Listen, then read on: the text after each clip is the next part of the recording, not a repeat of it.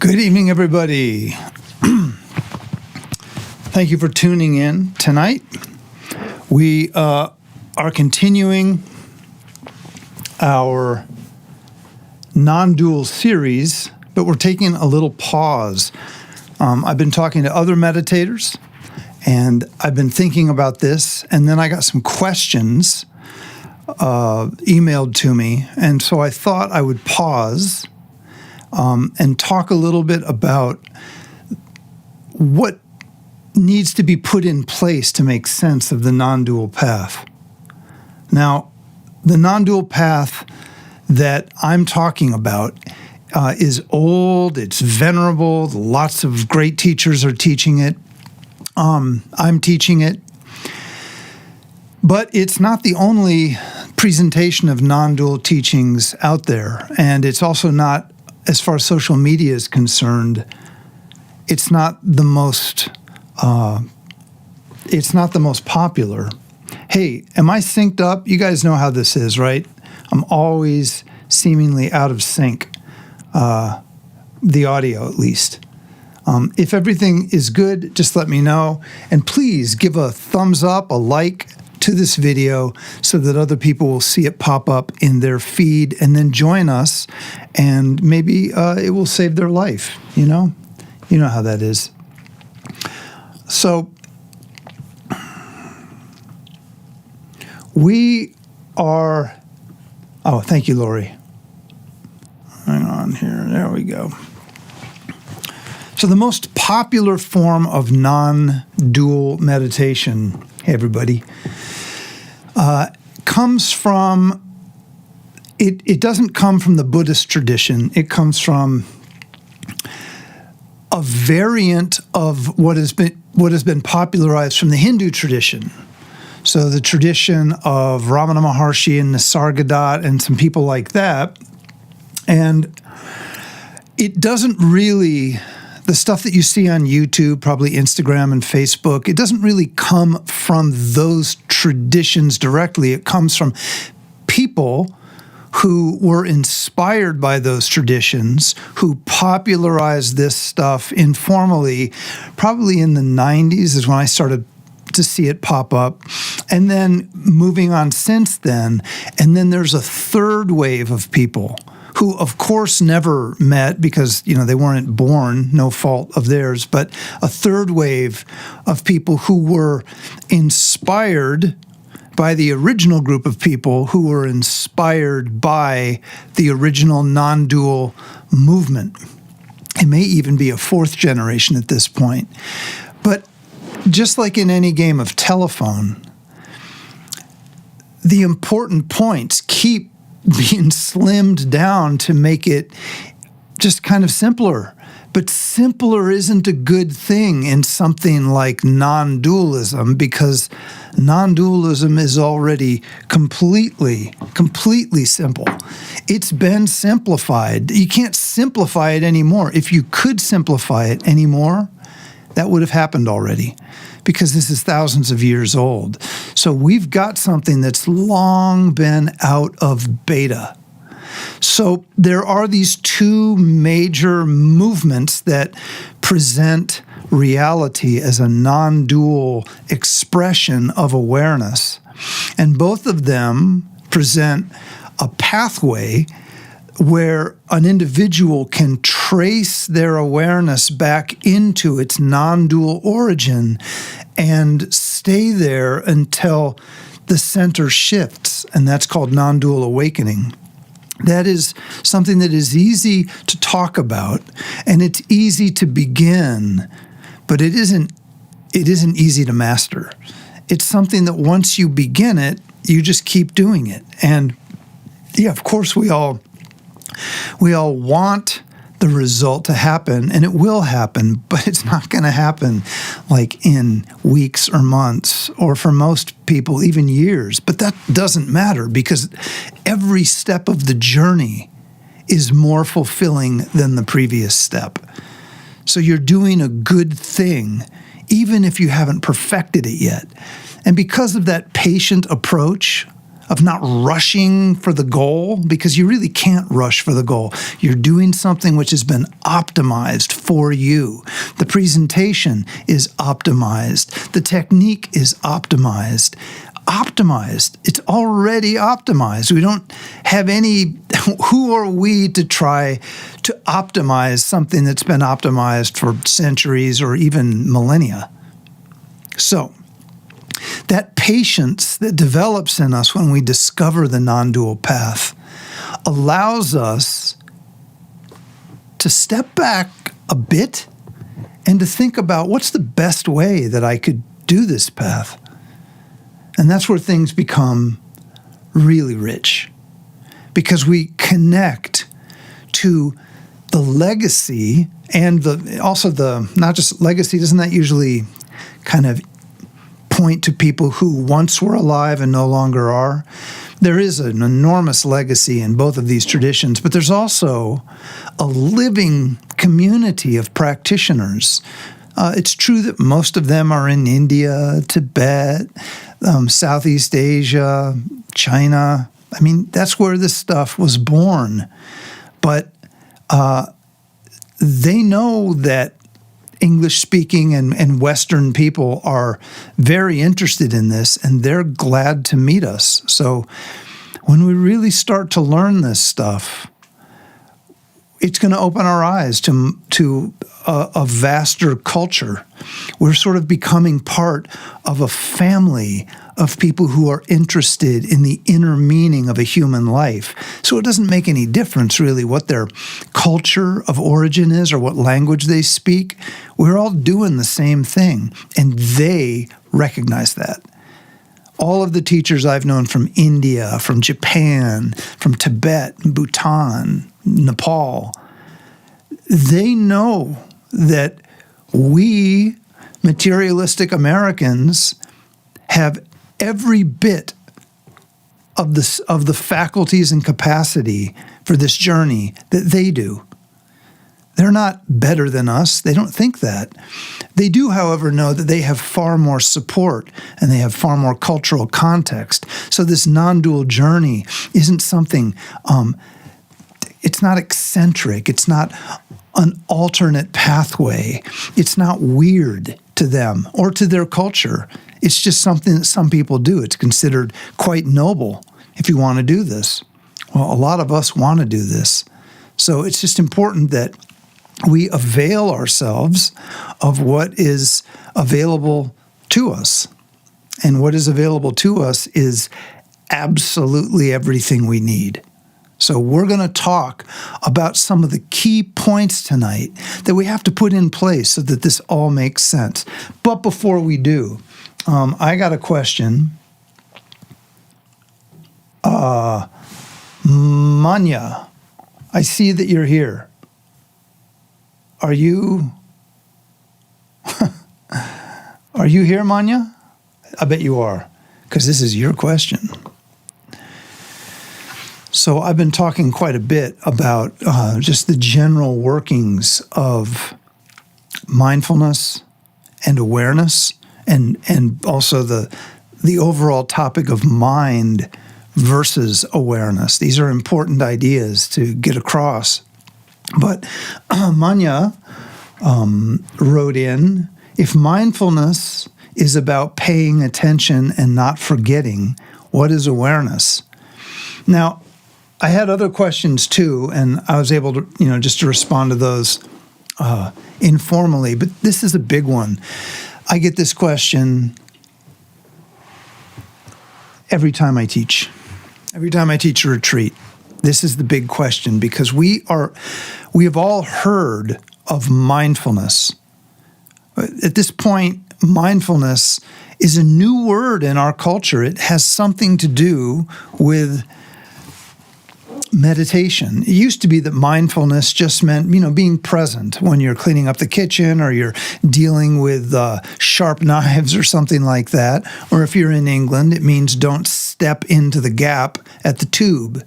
You mind the gap. So mindfulness has been kind of a virtue of our culture going all the way back. Now, I wrote a series called the Meditation 101, which is up on Substack. And in it, I think the second topic in that is discussing this whole idea of mindfulness. It's a long article which traces kind of the origins, both in the English language all the way back, I think, to the 16th century. And then it also looks at the words that we are trying to translate as mindfulness that come from Sanskrit and Tibetan. Those are smriti and trempa. And those basically mean remembering. But in the context of meditation, they take on specialized meanings. So when we hear about mindfulness, what we're hearing about, or what's being referred to, is the capacity within the mind. My brother keeps texting me. Mike, if you're on this, stop texting me until I'm done, okay? I'll get to your stuff later. He's nervous because he's just starting to shave, and he just needs his big brother to help him figure it out. He's almost 40. Mindfulness is a faculty. It's an expression of the mind. It's a tool in the part of us that thinks. Mindfulness is the tool that can recognize something that it's supposed to pay attention to. Like, let's just use the phone, ironically. I mean, we're always paying attention to it anyway. But if I need to pay attention to the phone, I need to pick it out of the visual field, and a part of me needs to apprehend it and recognize, oh, that's the phone. That part of us which recognizes the thing is called mindfulness. So that's the first function of mindfulness. It recognizes an object that it already has become familiar with. I wouldn't be able to do this if I'd never seen a phone. If someone said, pick up the phone, and I'd never seen a phone, mindfulness would be of no help. I would have to be introduced to it. This is a phone. And then I would be able to go, oh, this is a phone. Mindfulness recognizes an object, and then mindfulness goes on to hold attention to that object so that our intelligence can explore it. Mindfulness moves the mind to the object, and then our intelligence kicks in and begins to extract information and meaning. So, guys, I'm using the phone, and people are texting me. Take me out of these text chains, please. Anyway, mindfulness recognizes the object, it holds to the object, and then it prevents something else from distracting us from the object.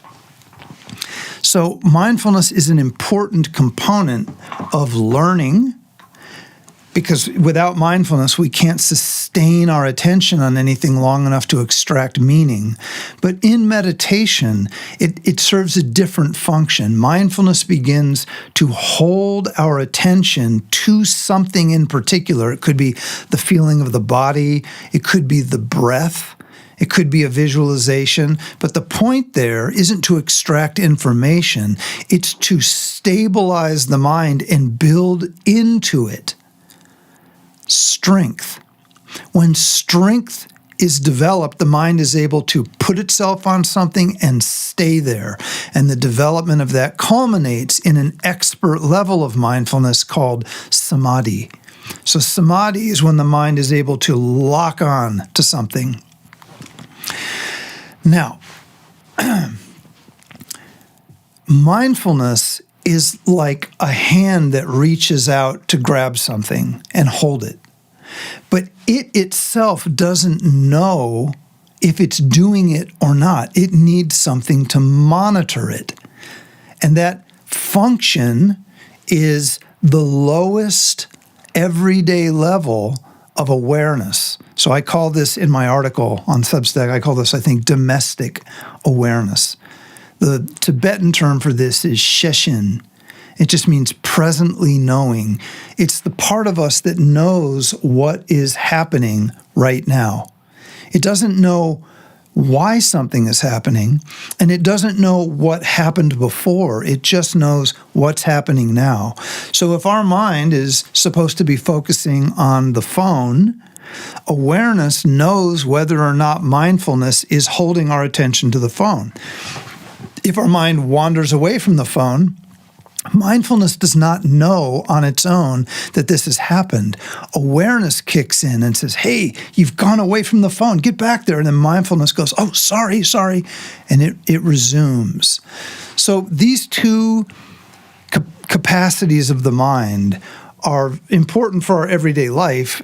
They're essential in meditation, but they're also the very first things that we develop.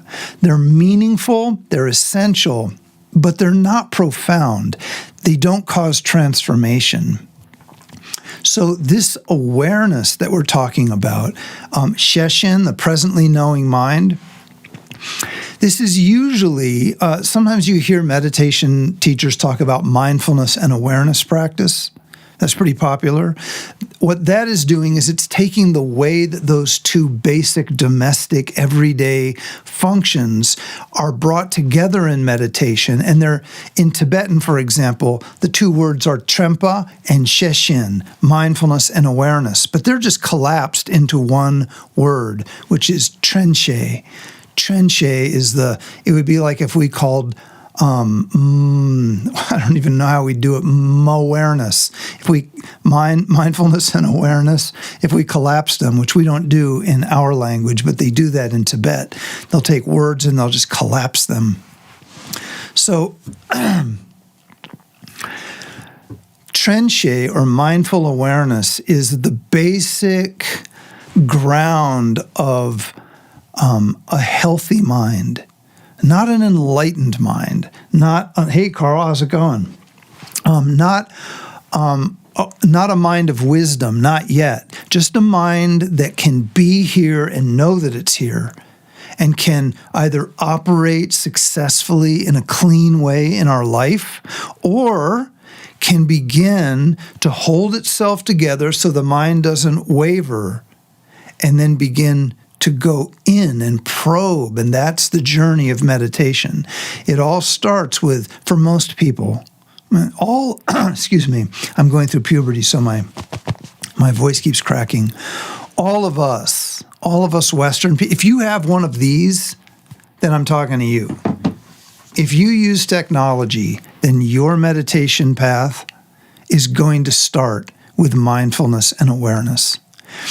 If you were born before technology, before all of the distractions that have scrambled and rewired and catastrophized your inner world, if you were born in 1700 and you were someone with a very introspective character and a very high intelligence, that doesn't mean that you have an education. It just means that the raw material is there and you're very sensitive and you're very contemplative. It might be possible for you to begin your meditative journey without developing mindfulness. You may be able to springboard directly into awareness. And there are some traditions, which you'll definitely see all over YouTube and places like that, which are part of that tradition. The most important, the most profound, and the most worthy, I think, of our attention is called the Great Perfection tradition of Dzogchen. Dzogchen is a tradition that, for the most part, in its purest expression, triggers a recognition of a deep awareness and then gives very terse instructions for how to stabilize that. This is said to be the fastest path there is to awakening. Why is it fast? Well, because it goes to the goal right away.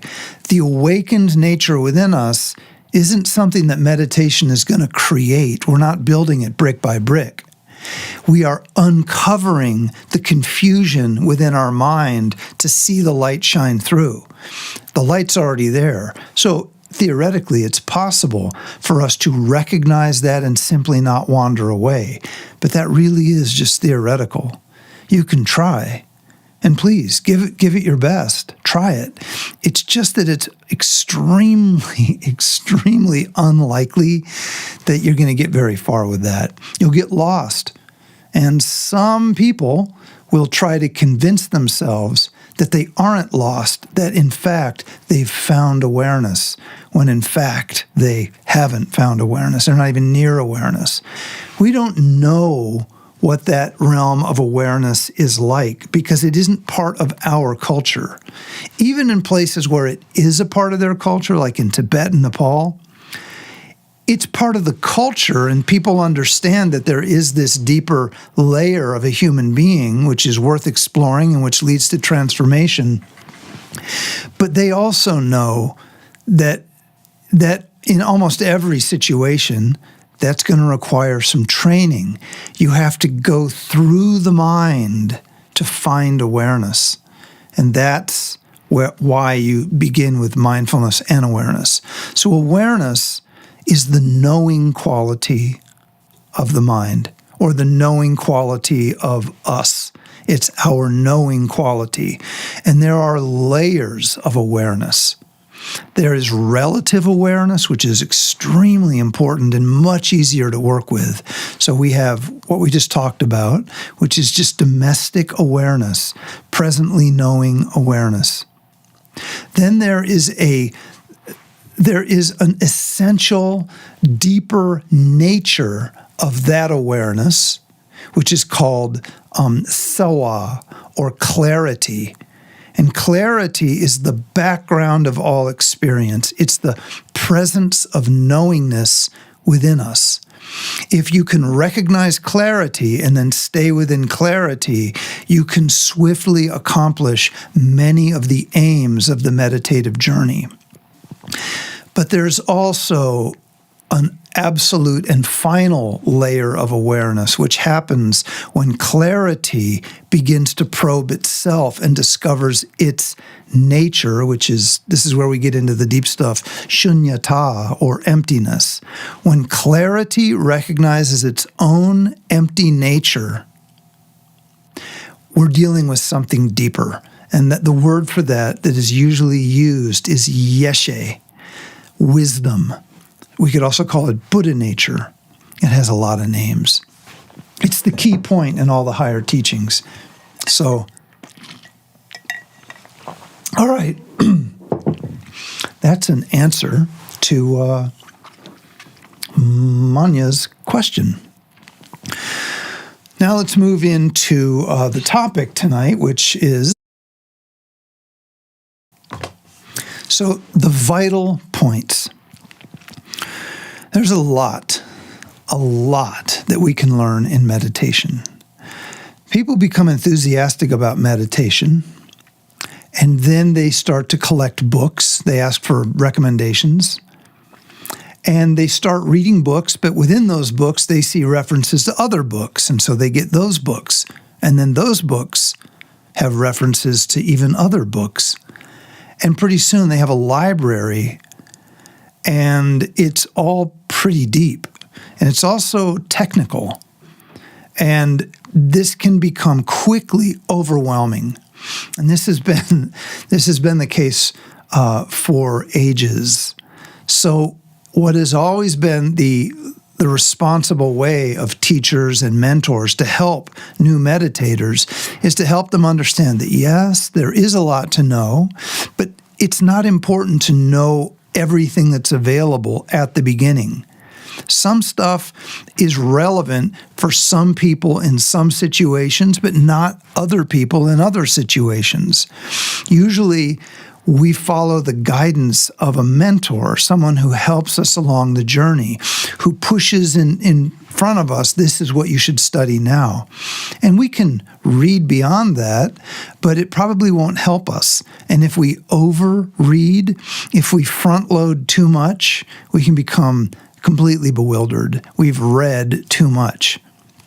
So a strategy that has always been very effective is when teachers summarize the vital points. So it's a method. There are vital points about karma. There are vital points of awareness. There are vital points of mind. There are vital points of meditation. And so tonight I'm going to talk about what I think of as the vital points that all meditators need to grok. They need to get it in and understand that this is what is important. It's not too detailed, but it's a map of what really does matter. And to kind of make this more doable, I wrote an article on Substack called The Vital Points of Awakening Through Meditation, which I have in front of me. It has all the vital points. It probably has a lot of spelling errors. The Substack app does not have a spell checker, and I need that. And I'm going to upload this or publish it as soon as we're done with this live stream. So if you go, and I'll also, in the live stream, I'll put my Substack channel. Oh, I should have done that already. My Substack channel is jeffreythemeditator.com. Let's see if I can actually, let me see if I can list that out. Yeah, I can. It's jeffreythemeditator.com.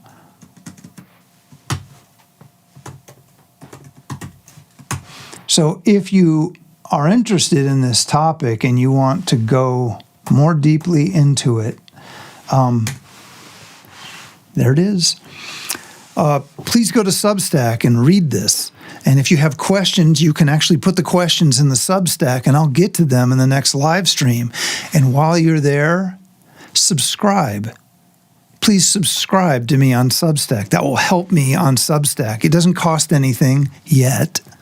But if you get in now, well, you got in while it was as cheap as it could ever be, free. So I'm going to talk tonight about, where's my stuff? There we go. About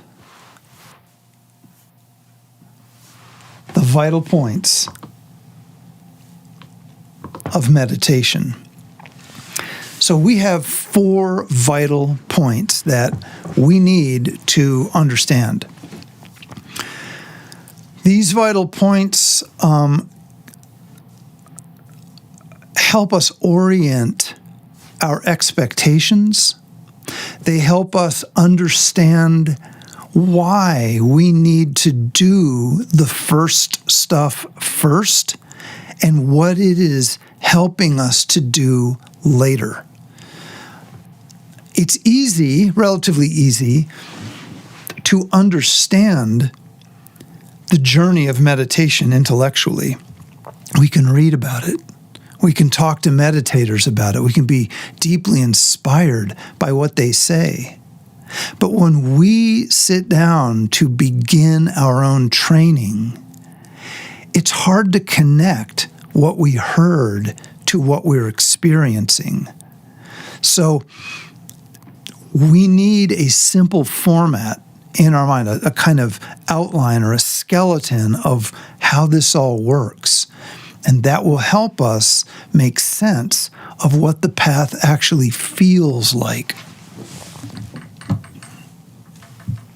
So the 4 vital points, and these are things that I just wrote. I'm going to review them and think about them, and maybe someday I'll think, these aren't the vital points. There are other vital points that are even better, but these are the best I could come up with right now. And this is right in line with the tradition that has trained me.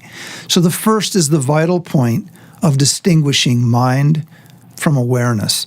That's similar to what we just did with the question, if mindfulness is about paying attention, what is awareness? Only this is not about mindfulness. This is about the thing that mindfulness is a part of, mind. Mind and awareness refer to 2 different capacities within us. And we have to be able to distinguish those. We have to. It's not difficult, but if we don't make that distinction, we're just going to spend years just years, trying to understand what's going on.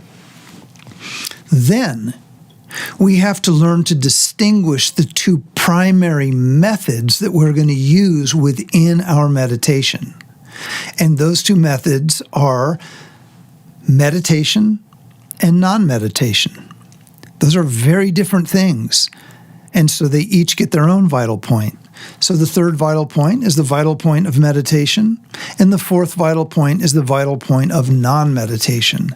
So I suppose there are two vital points: distinguishing mind from awareness, and then distinguishing meditation from non-meditation. So we'll go into that now.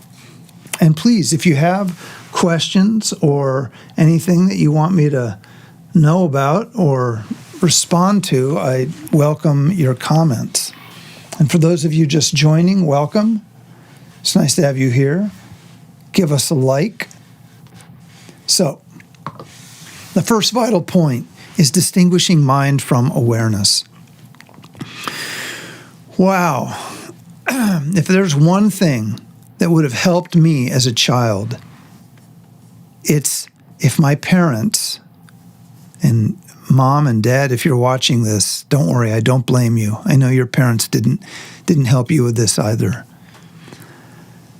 It would be to help me understand the difference between the stuff that moves and the aspect that doesn't move, that abides.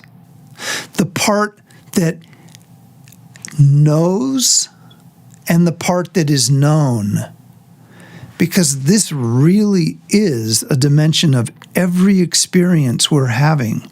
There's the known and that which knows it.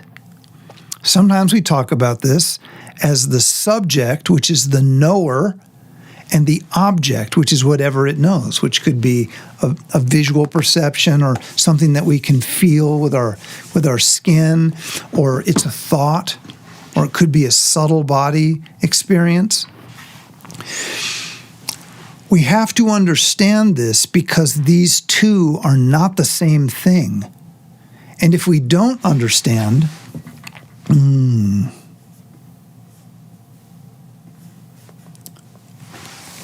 if we don't understand that there is a difference, we begin to exaggerate the importance of what appears as thoughts or physical objects. It's not that they're not important, but we exaggerate their importance because we don't understand what our experience consists of. So if we were to think about going to a movie theater, you go there early to get a good seat. Every couple of weeks, we go to a film festival where we watch old films. We've seen Seven Samurai. We've seen a whole spate of noir films. We've watched some of we just watched The Black Pirate. No, that was a different film festival. But anyway, film festivals are wonderful, but you need to get a good seat. You don't want to be too far down so that you're looking up and craning your neck, and you don't want to be too far back so that you can barely see. You want to be right there in the center, about midway down.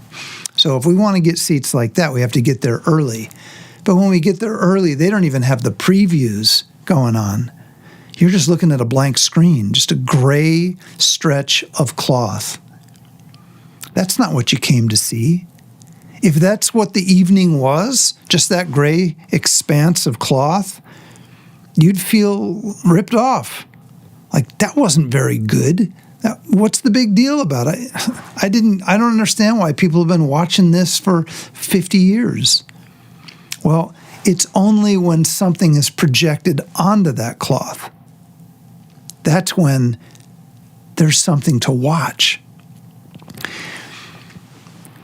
But that cloth never changes during the film, during the experience of watching the movie projected onto it.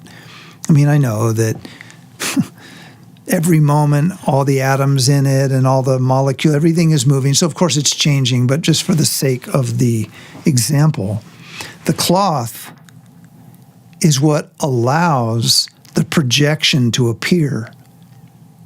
So the cloth is like awareness, and the projection is like mind. Now, this isn't a perfect analogy because it isn't like the screen is the thing that's viewing the movie, but the analogy still works for other reasons. The cloth, is it affected by what is projected onto it? Say you're watching a movie with a great raging fire that's taken over the entire screen. All you're seeing is stuff burning and burning and burning. What's happening to the screen that it's projected on? Is it burning? No. Then the next scene might be winter, and everything is covered with snow, and everyone in the scene is freezing. Is the screen freezing? Is it cold? Is it any colder during that scene than it was during the fire? No, it's not affected by what is projected upon it. Well, awareness is like that too.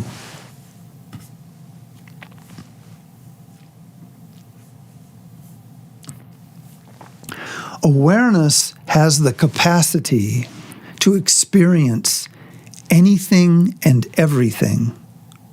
And the mind has the capacity to generate anything and everything. The mind doesn't know how it is appearing. It just appears. Awareness is what knows it. When awareness is trained or awake, what appears in the mind appears and dissolves, appears and dissolves, appears and dissolves. But when awareness is confused, and this has to do with the subtle body and some deeper parts of the meditation path, which I think I go into in the article on Substack. Link in the comment section there.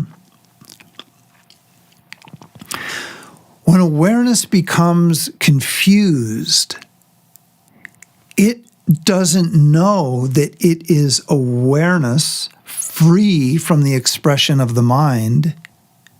It thinks it's in the mind. It thinks it's a part of the display. And this causes unnecessary and confused, actually insane reactions to begin to take place. And they crowd out any accurate experience of what is actually being expressed by the mind. So if we're watching a movie and one of the characters yells, maybe they face the screen somewhat and they yell, we don't yell back. We don't respond to the movie. We know it's a movie. But our grandparents don't. They don't know that, apparently. When they watch the news, they respond to the news. I don't know why grandparents do that, and I don't know at what point they're told to start doing that, but it seems like they do. They talk back to the television set. They have sort of forgotten the relationship, and so they're acting in ways that seem normal to them, but not normal to those who are also in the room, who keep saying, Grandpa, it's just the television. It's just the television. So we need to be able to distinguish mind from awareness. And we do this through meditation training. It's the only way we can really distinguish them. We can distinguish them somewhat by thinking about it, by studying what is meant by mind and awareness, by pondering the analogies of like a mirror and its reflections, or an ocean and its waves, or the sun in the sky and clouds in the sky. All these analogies have been used to help meditators kind of grasp the difference. But the real discovery takes place in meditation, and probably no less than 100 hours in, maybe even more. So if you're meditating an hour a day, 100 days. If you're meditating 30 minutes a day, 2/3 of a year. It's that kind of thing. You're not really going to make the distinction until you've put time on the cushion. And when you make the distinction, when you actually distinguish mind from awareness, you'll be stunned for a little while. Like, how did I not understand this? The reason that you're stunned is because you will be oscillating between awareness that recognizes itself and the experience that happens when awareness doesn't recognize itself, when mind becomes more real than it really is, when mind is exaggerated. When we distinguish mind from awareness, we'll start doing this a lot, which is okay. It's not going to disrupt our life. But when we are in our awareness, just for a moment, we're mute. We just see. We just understand. We can't think because awareness doesn't think. We can't really articulate anything because, at least at the beginning, awareness just cuts us off from any attempt to speak. It's ineffable. Now, as the path progresses, that changes. That really changes. And we train our body and mind to articulate what awareness sees. And at the ultimate level, this is when that's happening, this is called Dharma.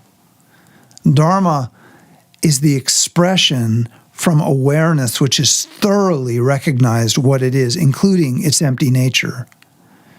That deep wisdom doesn't speak, doesn't think, it just knows, but it can motivate expression through the body and mind. And when you hear great, accomplished masters teach, you kind of get a sense that, man, that is what's happening. People are just speaking from their experience, and if you line up 10 or 20 of them, it's kind of the same experience that you're having. One of them might be jolly and funny, one of them might be more grave, but they're still kind of conveying the same gravity or the same thing. They're speaking truth, just maybe with a different style. But you begin to notice that some people are able to speak from a state of wisdom and no one else is. Some are, most aren't. We, the beginning meditators of the world, or the new meditators, will be the next people who are able to do that. And we, the Westerners who are the new meditators of the world, will have to find new language to communicate to the people around us who don't have any of the context for understanding any of the traditional knowledge and cultural richness of meditation traditions. It's like we're starting from scratch, but we have the highest, best teachings informing us. So it's an interesting thing. The first vital point is distinguishing mind from awareness. The second vital point is understanding that the methods that we will use on our way to awakening are pretty much divided into two. Now, you may have heard this before, that there's two practices. One is called shamatha and one is called vipassana. But those are both actually within meditation. The bigger picture is that there are really two styles of engagement. One of them is meditation, which includes shamatha and vipassana and other things. And one of them is non-meditation. They're not the same thing. People who are experts at meditation may be completely confused in their efforts to engage with non-meditation. And people who are experts in non-meditation still have to, if they shift into meditation, they still have to work at it. If you could only choose one, you would, of course, want non-meditation because that's associated with awakening. Meditation is moving into position so that you can begin the path to awakening, which is non-meditation.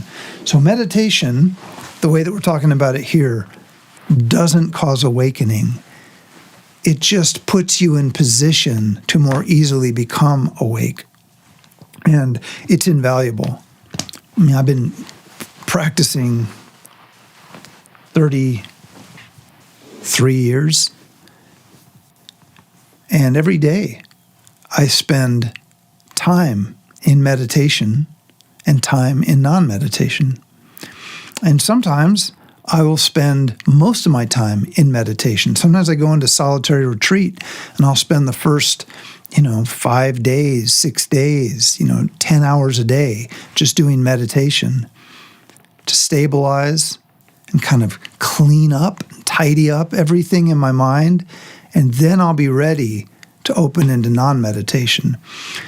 Most of my teachers at this point just teach non-meditation to me, but the only way that makes sense is all the training I did in meditation for all those years. So I probably could have begun non-meditation a lot earlier, but I didn't. I lacked the second vital point of distinguishing these two. I didn't understand what they were, and that's not the fault of my teachers. That really was the fault of me just thinking that I knew better. I just thought I understood what was going on. And, well, I was wrong. I was wrong. All right. So again, if you have any questions, anything you want me to respond to or clarify, please ask in the chat.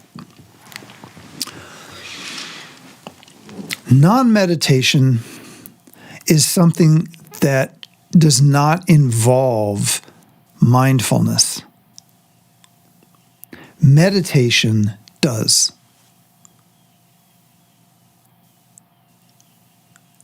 Lori asks, thank you, could there be a third type of meditation too, analytical meditation? That would be a type of meditation. It's not meditation, non-meditation, and analytical meditation or contemplative meditation. Contemplative or analytical meditation, which as many of you know, is, I think, that's the missing ingredient for most of us. That's where real meaning begins to saturate us, and we have one aha after another. It isn't always taught by modern Western teachers. I don't know why. Could be that they didn't learn it. Could be that it's just too much work. But, it's the basis for real practice. But anyway, you could have shamatha and vipassana, and within shamatha, you could have a type of contemplative meditation, stabilizing the mind, for example, on loving kindness. That would be a shamatha, using a contemplative theme or compassion. Or you could have a vipassana that is a contemplative practice. And most vipassana or insight meditation systems that have been passed down are forms of contemplative meditation. Asking yourself, for example, where am I? What am I? Who's saying that? Is the mind that perceives the world, is it inside my head? Is it outside my head? Those Those are analytical meditation methods, and those are within meditation. Those are not non-meditation. So is that what you were asking, Lori? Just let me know if you were. So non-meditation is something that involves recognition of the part of us that doesn't move, that doesn't change, whose only quality is that it knows. Non-meditation involves a strong, consistent, confident recognition of the knowing aspect of our being. And then we learn to stay in that, but I'm getting ahead of myself. The second vital point is to understand that there is meditation and there is non-meditation. I don't know where I'm going to go from here because the third vital point is meditation. Meditation involves training the mind in a dualistic way. So meditation is dualistic, but that's a good thing. Everything we do all day long is dualistic, but most of it is dualistic and it isn't doing us any good as far as awakening. It's further confusing us. And these days, especially, our mind is not in our control. We have been taken over. We've been rewired by our technology. Our mind is untrained, it is wild, it is emotional, it is inaccurate, it is fickle. It doesn't have the capacity to abide, and it doesn't have the capacity to distinguish or discriminate one thing from another in any fine way. We can't do any type of meaningful meditation or meaningful, what do we even call it? I hesitate to use the word spiritual work or spiritual at all. It's just not my favorite way of framing all this, but I'll say if we're on a spiritual path, our mind is our biggest obstacle. And that doesn't mean we need to get rid of the mind. That's a misunderstanding. We need to train the mind. The mind, once it is trained, becomes a great ally,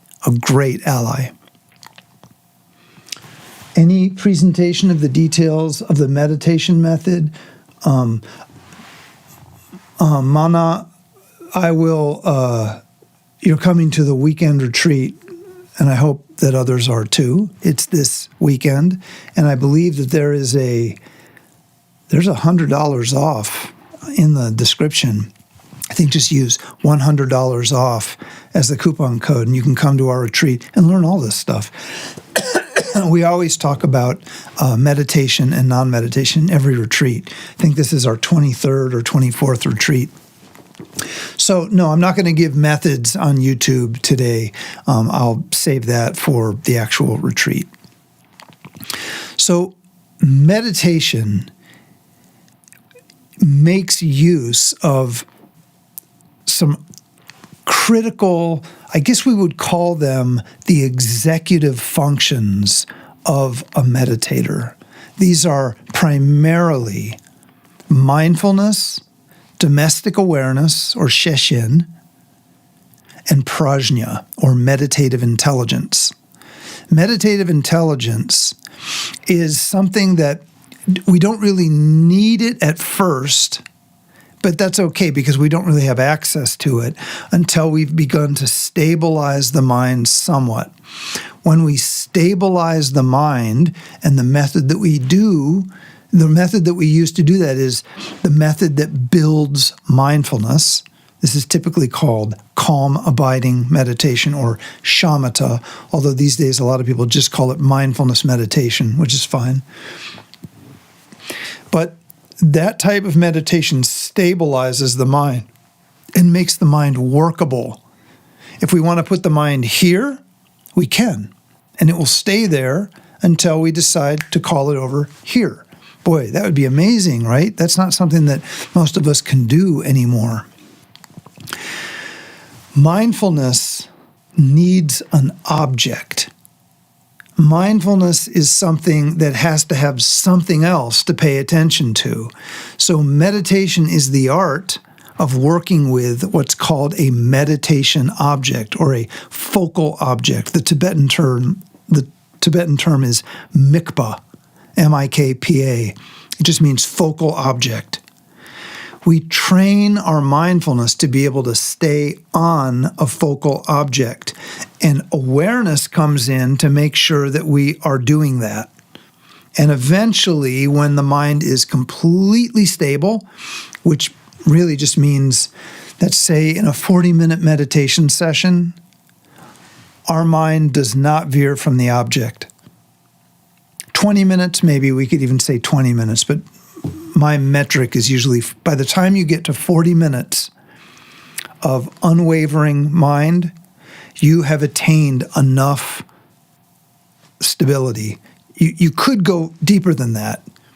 Some people get really into what are called the jhana states, the advanced absorptions. But in my tradition and in Mahamudra and Dzogchen, they look at that stuff as a total sidetrack. And having worked with that material a lot in my youth, I now see it as a total sidetrack. I spent years in that world, and it just isn't helpful.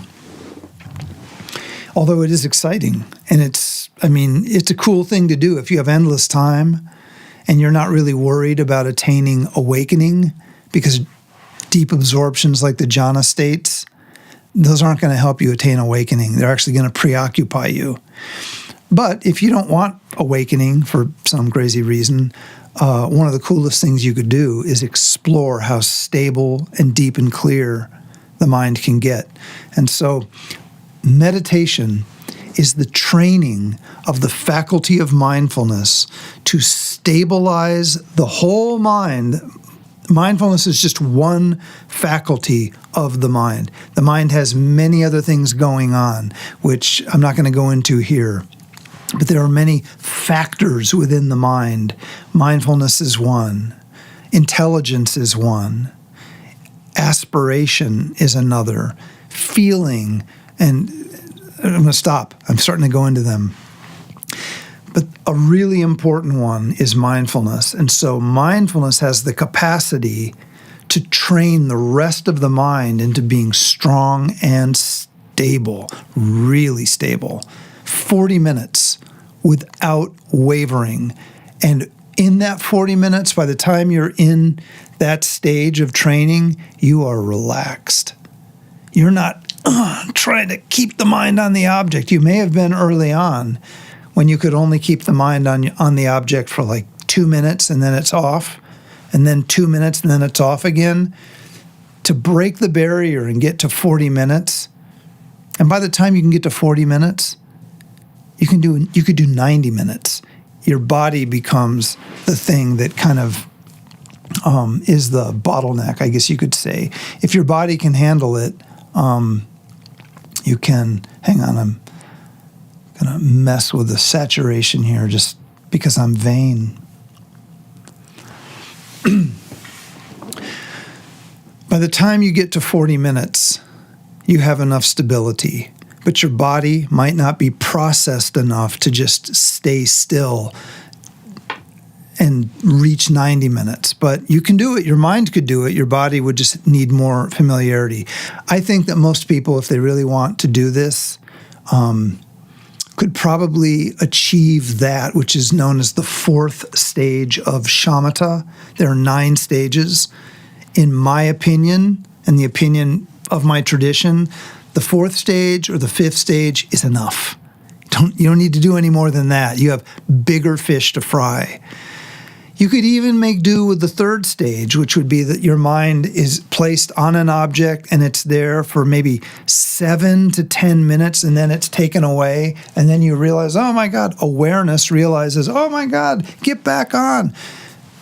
10 minutes, yeah, that's good. 20 minutes, much better, because really 20 minutes, or 40 minutes, actually, I should say, 40 minutes is enough for something to happen within that. And what happens within that? We're still talking about meditation here. When the mind is stable, mindfulness is fully developed, meditative intelligence begins to rise up and see. The mind must be made stable for meditative intelligence to come through the mists and begin to see. That will change our lives. This faculty is called prajna. Pra means best or first or highest. It could mean elite. Jna means intelligence or knowing. So it's the highest or most elite intelligence within our mind. And it only comes out when the conditions are good for it. And the condition necessary for prajna to come forward is called samadhi, or meditative absorption. And mindfulness is what develops itself into the state of samadhi. 40 minutes, unbroken attention, prajna comes up, Bob's your uncle. All right. So meditation is the training of the mind. It does not lead to awakening. It precedes the path to awakening. But that doesn't mean that we could just jump onto the path of awakening. That would be like trying to leap into the sky and hoping to stay there. It's not going to happen. That's why we all learn meditation, which brings us to non-meditation. We talked earlier about distinguishing, I think it's back here, let's see, I think of the first, mind and awareness. Well, mind has to do with meditation, and awareness has to do with non-meditation. So here, we're no longer talking about this ordinary, everyday type of awareness, sheshin, presently knowing mind, domestic awareness. We're not talking about that. We're talking about clarity. We're talking about the screen that is seeing everything but is in no way affected by it. Non-meditation, I mean, this is the final frontier of any spiritual system. This is it. This is, once you enter non-meditation, you are doing the highest practice a human being can do. This is way beyond things like visualizing chakras or controlling your energy or generating inner heat. This is way beyond that. That stuff is like, honestly, that's not as important. That's not as vital. You can skip all that stuff. If you get to this, this is the main thing. All the other stuff that we could do, including the stuff that I just dissed, all of that stuff is exclusively to enable us to engage in non-meditation. So non-meditation is kind of an interesting thing. Why do we call it non-meditation? Because you'd think, well, that's what everybody's practicing, non-meditation, right? No, they're just not meditators. They're certainly not practicing non-meditation. They're also not practicing meditation. Non-meditation is called non-meditation because it usually comes after thorough training in meditation, where the meditator begins to wonder, okay, what's next? And the mentor says to them, now it's time to let go of all effort. Let go of all effort? Well, what am I supposed to do? You don't. You don't do. All doing is part of the mind. The reason that we practiced meditation is that you bring the mind into one point where there isn't much doing. There's just this abiding, this vital, powerful, clear, radiant, bright evenness. And non-meditation lets go of that and just lets events play and doesn't get pulled into the mind, or I should say, trains to not be pulled into the mind. The early phases of non-meditation are all about being pulled back into the mind. It just happens. In meditation, the early stages are to be distracted from the object. Your mind is wandering around, and then you're like, oh my God, I'm distracted. You bring it back to the breath or whatever you're meditating on, and then eventually you're no longer distracted. In non-meditation, it's subtler than that, but it's kind of similar. You are working toward a complete relaxation into the knowing quality of being. This is more relaxed even than the observer. The observer of experience is actually part of the mind. This is beyond that. This is the screen without anything projected on it, which remains the same even when something is projected on it. So the early phase of non-meditation is being pulled back into subject and object, even though the object at this point is a fully trained, clear mind that isn't wavering. It's just suddenly the sense of I am the meditator appears. That's not non-meditation. You've wandered into the mind because the sense of I am is in the mind. Awareness is not in the mind, but awareness does not identify itself as I am. The mind does that. So non-meditation is learning how to abide beyond the experiencer. And that doesn't mean that you go somewhere else or that, everything disappears. If we had a master of non-meditation right here with us, a very experienced, very well-trained master of meditation, we would not be able to see that they were doing that. They could engage in conversation with us. They could make jokes and laugh. They could eat some tacos with us. But they have relaxed beyond any grasping of what appears in the mind, including the sense of self. So non-meditation is very subtle. It's the most powerful thing. But to us, those of us who are not non-meditation masters, we don't get it. It's subtle. To those who are non-meditation masters, it's not subtle. It's radiant. It's as blazing as the sun. But you have to be the one experiencing that for its radiance to be apparent. So non-meditation follows a sequence of instructions.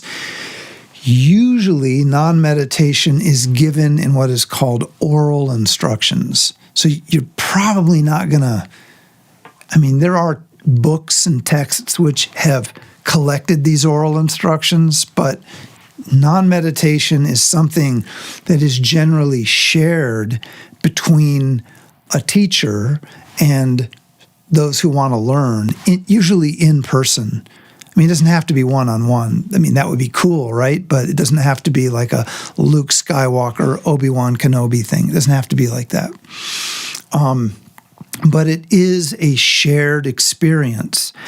And whereas with meditation, the sign of developing meditation is the stability that one has. If your stability is increasing and the clarity of your mind or the vividness of your mind is increasing, you know that you're improving. With non-meditation, you don't really have any outward sign. You're just not pulled into dualistic experience. So I guess I should also say non-meditation is non-dual meditation. What you develop in order to sustain non-meditation is interesting. It's called confidence. Confidence.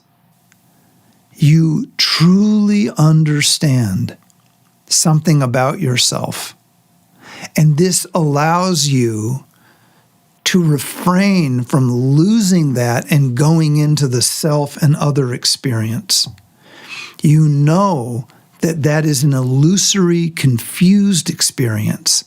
And so confidence in non-meditation is unmoved by the appearances of the mind. And of course, when you're engaged in non-meditation, the mind is allowed to do anything it wants to do. There's no attempt to stop or block or manipulate the mind at all. So non-meditation is really freedom. And there are beginning layers of non-meditation, which are, very important to start there. But as you deepen, there are additional layers of that. And to read about them is just mind-boggling. Things don't even seem, it's hard to even get your head around what is said, but you see the various traditions articulating these in slightly different language, but clearly talking about the same deep stages. So Buddhahood is just another way of saying the total, irreversible, complete liberation into non-meditation, where there's no longer anything to do. There isn't even any capacity to be confused anymore. All of the elements of confusion, fear, and so forth have collapsed because there's nothing that is feeding them anymore. So, this is the fourth vital point. So, what are the four vital points? They are distinguishing mind from awareness. It's super important. And then distinguishing meditation from non-meditation. And the reason that this is its own point is when we are engaged in meditation, we don't want to lapse into sort of using non-meditation methods, because that will get in the way of our meditation.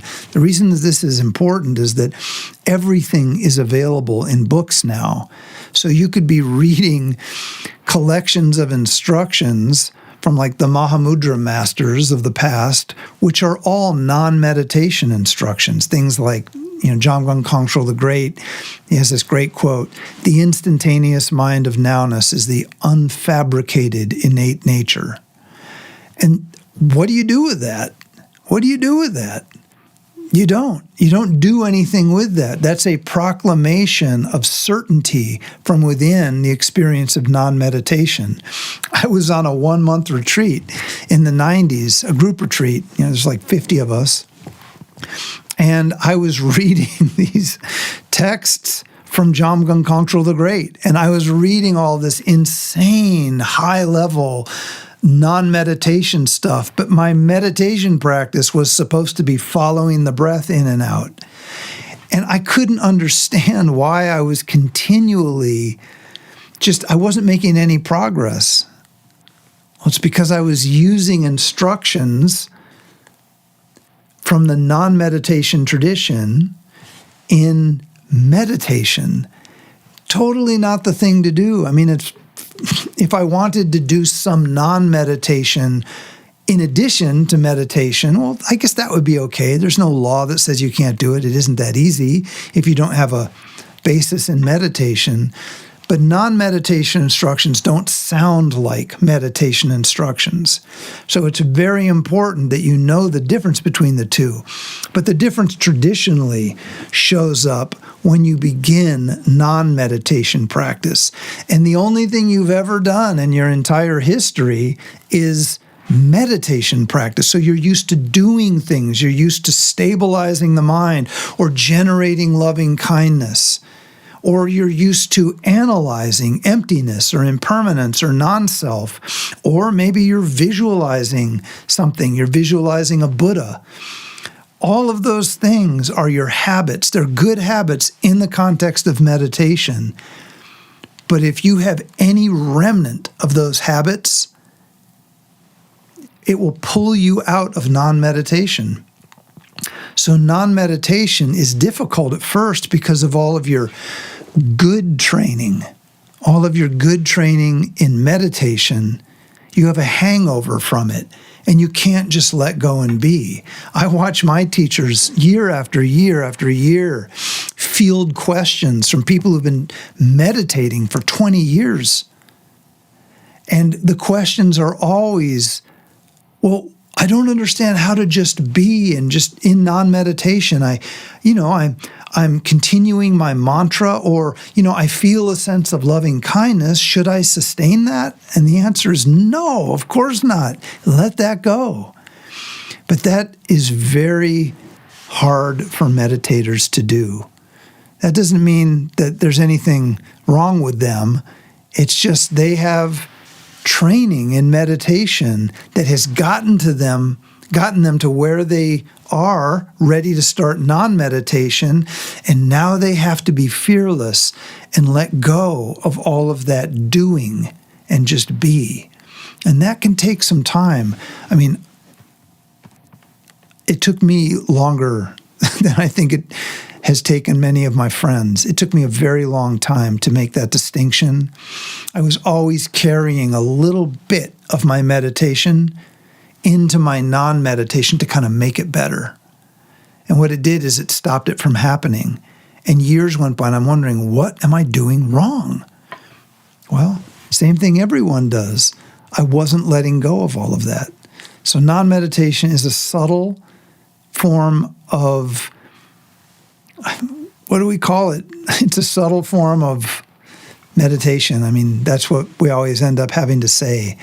I wrote in the article on Substack how meditation is divided into two things, meditation and non-meditation. And you want to pull your baldness out because, meditation includes meditation and non-meditation. Well, yeah, that's the English language. The English language is like that. We don't really have a rich vocabulary yet of meditation terminology, so we have to keep multi-purposing all the same words. And that's how it is. But it's okay, because even though there's some clunkiness in translation, it's all been really well presented. And so if we want to do this, we absolutely can. Just have to begin. And no better way to begin than to join one of our monthly weekend workshops where you will learn the elements of all of this, from meditation all the way to non-meditation. And then when you come out of that workshop, you'll really have a sense of, okay, so this is the path I have ahead. I think I'm going to focus more on meditation. And then we have levels of meditation, and then we have non-meditation. And I think it's very good to learn the elements of non-meditation early. That's so that when you decide, or maybe you and your teachers decide that it's time for you to work more with non-meditation, you don't have that hangover. You understand, God, that would have helped me. And the thing is my teachers did this too. They gave me meditation teachings and non-meditation teachings, but I didn't make the distinction. I didn't get it. This number 2, distinguishing meditation from non-meditation, I was so arrogant. I just didn't understand why that's important. And yet I had those non-meditation teachings handed to me early on, and I just couldn't make use of them. If I had been able to make use of them, my meditation would have been so much more fulfilling. But it's okay. I mean, eventually it worked out. It's just embarrassing that it took so damn long. So come to our retreat. I'd like to meet you. If you want to meditate, now's a good time to start. If you want to deepen your meditation, now's a good time to do that too.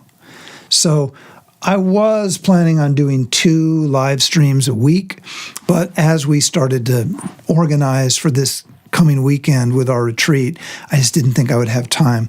So we're just doing 1 this week. And then maybe we'll just be doing 1 next week, but we'll continue on with, this is the curriculum, what non-duality is, how to learn it. That's what we did, not tonight, but last time. These are old slides. Then we're going to talk about the really juicy thing. This is what, everybody wants to hear. How does it progress? How does non-duality, which we now know is non-meditation, how does that progress? What is that like? Well, it's all been mapped out. And it's been mapped out not intellectually. Well, it has been mapped out intellectually too.